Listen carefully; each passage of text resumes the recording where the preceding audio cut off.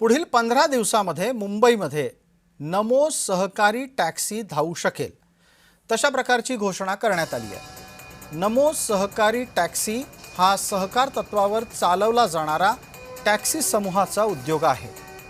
ओला, Uber, Rapido या आंतरराष्ट्रीय संस्थांच्या स्पर्धेत नमो सहकारी टॅक्सी चालवली जाईल। आमदार प्रवीण दरेकर यांनी त्यासाठी पुढाकार घेतला आहे। मुंबईकरांना या टॅक्सी सेवेची अनेक दिवसांपासून प्रतीक्षा होती। नमो सहकारी टॅक्सी सेवा सुरू करण्यात येणार आहे। मुंबई जिल्हा मध्यवर्ती बँकेच्या पुढाकाराने नमो सहकारी टॅक्सी सेवा सुरू करण्यात येणार आहे। महिला चालकांच्यासाठी यात विशेष योजनेचा अंतर्भाव करण्यात आला आहे। आरोग्य विमा, टॅक्सी विमा असल्याने चालकांना दिलासा मिळेल असा विश्वास व्यक्त केला जातोय।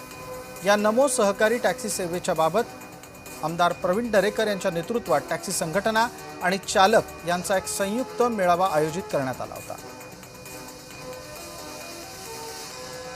नमो सहकार टॅक्सी इतरांपेक्षा वेगळी आहे।